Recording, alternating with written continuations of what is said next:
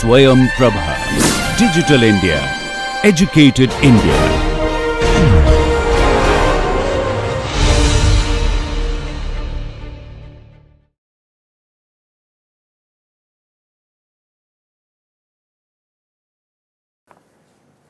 My name is Brian, but I'm guessing you know that already.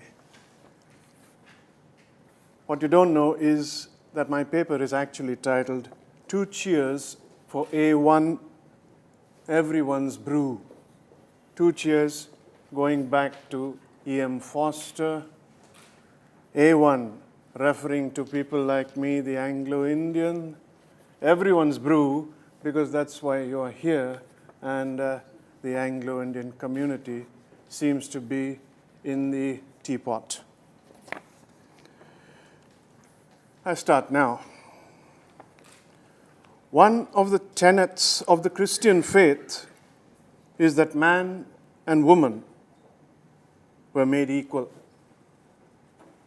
This concept may have worked in their original home, but once Adam and Eve were thrown out of the garden, dissimilarities and disparities began to surface.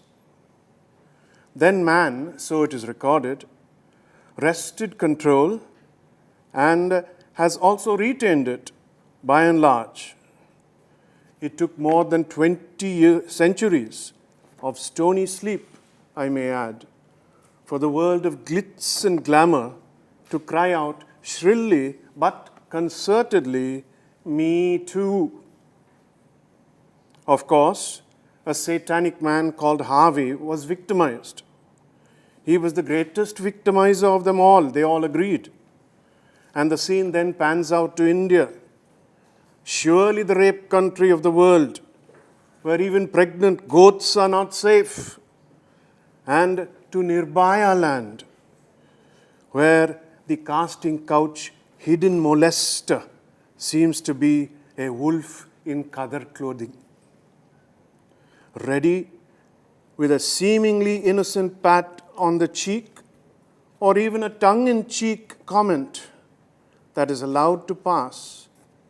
In this manner, even the sacrosanct, gilded edifice of Parliament is tarnished and trashed. In my rather unholy book that is soon to be completed and released like a plague, I should think, upon the world, I call to account the creators of the Anglo-Indian prototypes, those less than Pulp Fiction peddlers who brought to fruition hordes of ill-gotten characters through centuries of colonial conquest. With such copious grist to feed their dirty old mills, the truth clung timidly in the corner of the big box that has now come to be recognized even internationally as Anglo-Indian studies. For Pandora's hour had not yet come.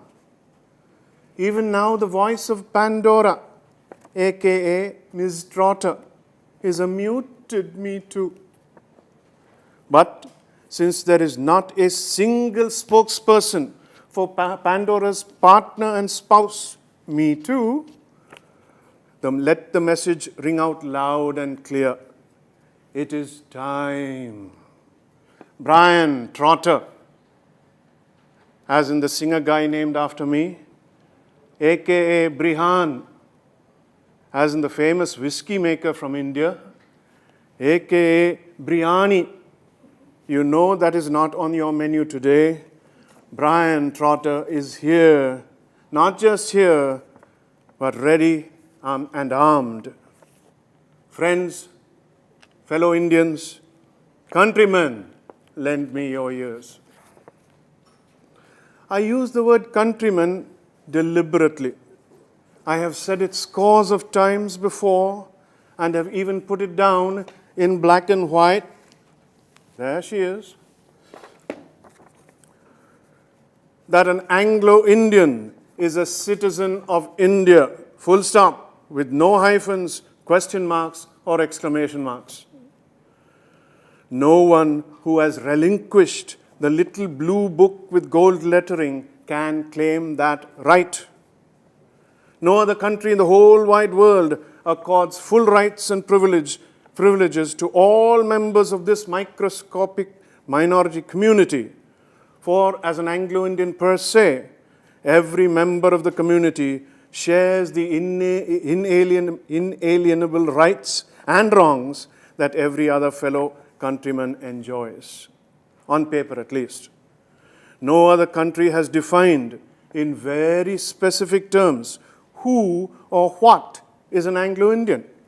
So, though we are still a hyphenated, sometimes constipated, minuscule minority, we have our place in the sun, and that is here in the sacred land called Mother India. Diaspora has an ugly meaning for me. It reminds me of spores and sores and germs and mutations. I reject the concept unilaterally because we, or at least I, have had enough of that. But then, even as Jackie Chan asks, who am I? Yes, India is the homeland of the Anglo-Indian. Our Indian women never did follow their men overseas for conquest or trade or booty. They stayed at home. Since exceptions prove the rule, they say, let's call to mind the disputed identity of Merle Oberon. The white men from all over Europe came in clusters as humble traders, but ended up as spoliators and makers of empire, the jewel being Great Britain's Indian one.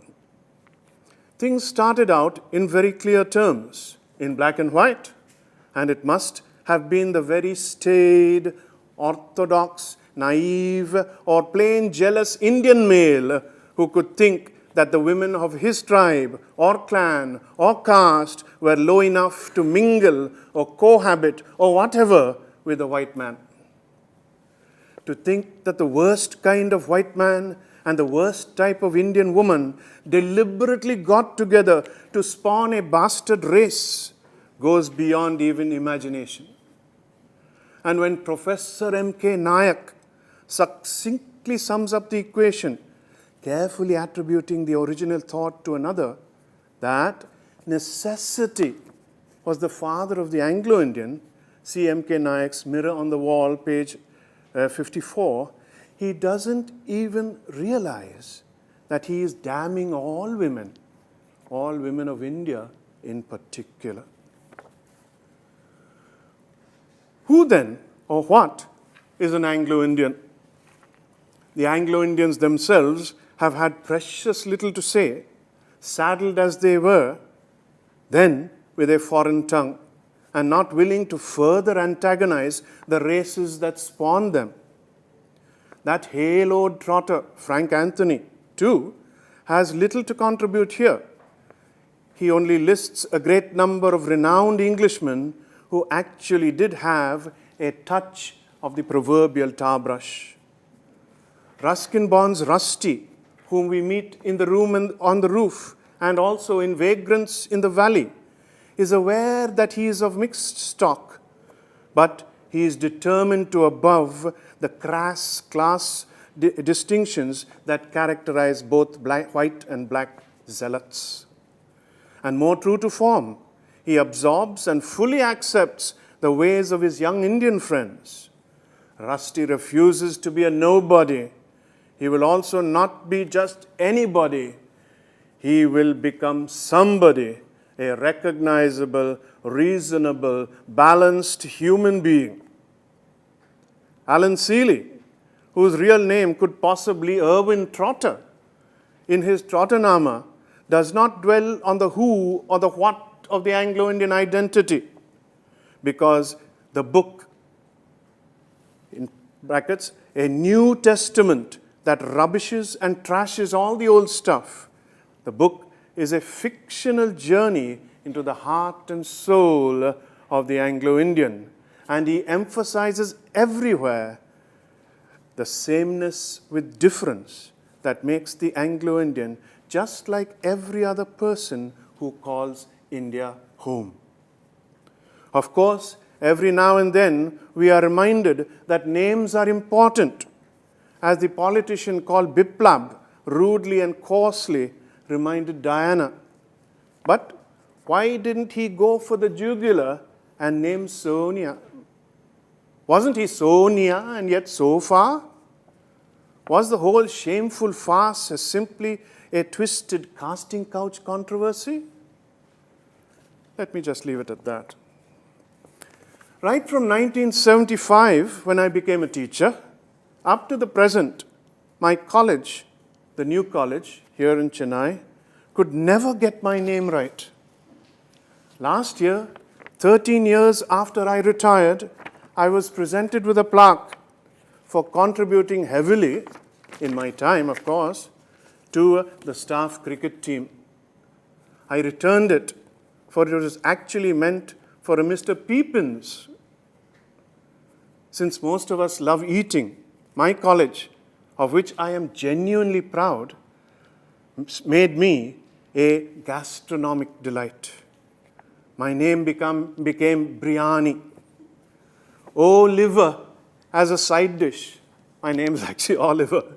And Poppins, since most Indians love to polish off their meals with something sweet.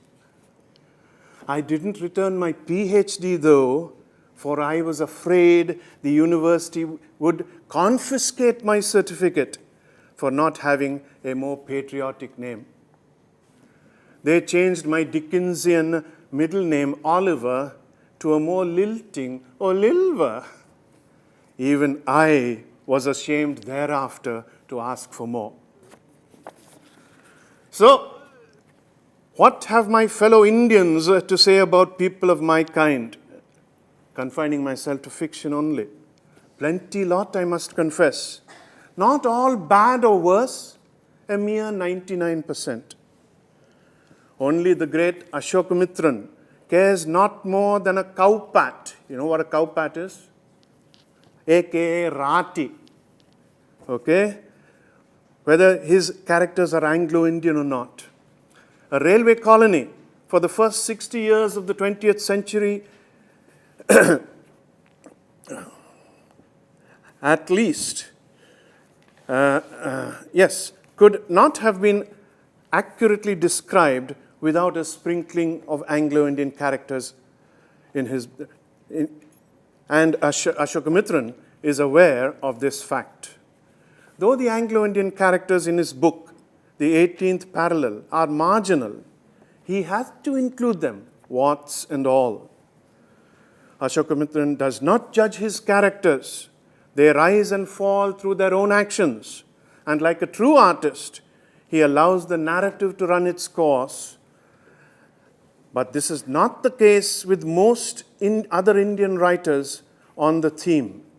This group indulges heavily in authorial intrusion, and this makes the diligent reader wonder if the character in any particular book is spouting venom, or in fact, it is the author who is venting his/her spleen. This is the case with Malkraj Anand, Manohar Malgonkar, David Davidar, and Saras Kausji, to name just a few good men. It is amazing that Anand's coolie has not been examined carefully enough. While the early parts of his narrative have had their fair share of bloomers, Anand reserves the worst for the last, a no-holds-barred attack on one of his characters, one who probably did not even need to be in the book at all.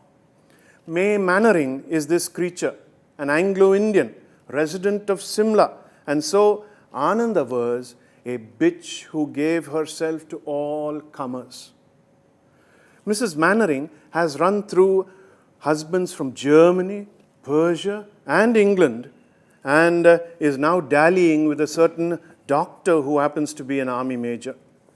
She latches her lascivious lashes on her newly acquired servant, Munnu, but surprisingly rejects his overt and covert advances for mental encounters of the closest kind. When the doctor advises May not to take too close an interest in Manu, he is suddenly down with a deadly disease, and she abandons him. That Manu was too easily released by his former protectors, and that he repaid his debt to Harihar by accepting carnal relations with the cuckold's wife, are incidents that may be forgotten and forgiven. But when it comes to the turn of Mrs. Mannering, Anand gives vent to a pent-up fury that almost reveals a dark secret. Because the stereotype always portrays the Anglo-Indian woman as loose and easily available, Anand may have himself been an active player in this dark diatribe.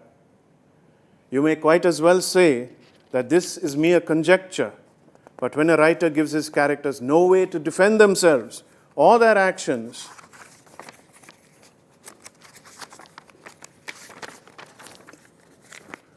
it is, in my eyes at least, only tit for tat when the reader or the critic indulges in the same kind of thing. When you heard the word penguin in India, the name David Davidar used to come to mind, not because he was doing the walk, but because rumors of the casting couch variety had to be hush-hushed pronto. And yet writers like him have had no hesitation in informing elite, mostly gullible, mostly international readers that Indian men go to the circus, none other than the able circus, to watch with eyeballs literally popping out. I quote, the sagging thighs and tits of poorly paid, fair-skinned Anglo-Indian women. This is from the House of Blue Mangoes, page 228, who worked there. If this is the whole truth about the Indian male, the species deserves no better than another character, Cynthia's overall judgment. Hypocritical, I quote again, hypocritical, double-dealing Indian bastards. Page 295 is what she calls them. Fortunately or unfortunately, Cynthia's words go unchallenged, but the credit must go to the writer for introducing or reintroducing the P word, aka pariah, or as Indians would call it, pariah, into modern English fiction, Indian fiction in English. Having been called a miserable pariah by his wife, Kannan Dore turns the tables on her by asking, if I am a pariah, what does that make you? Page 358. The protagonist has quite forgotten that the Anglo-Indian male and female does not subscribe to caste. In fact, the Anglo-Indian is the first liberated Indian of the modern era. John Donne, I hope you remember him, the English poet, when securely married, raised the conundrum, when thou hast done, thou hast not done, for I have more. His wife's name was More. Like him too, I have more. But I've got the time, but I will make it short. I will not tell you how to identify an Anglo-Indian belle. You only have to visit Chandni Chowk with Manohar Malgonkar for that. I will not tell you how to identify an elderly Anglo-Indian male by the shape of his backside. Molly Kay will help you, especially if he is lying face down in a bush. I will not tell you how to genetically isolate and thereby preserve or destroy an Anglo-Indian soul. Saros Kawasji will give you the lowdown. I will not tell you how to abandon the presently very fashionable study of the Anglo-Indian. Laura Roy Chowdhury will provide the perfect solution.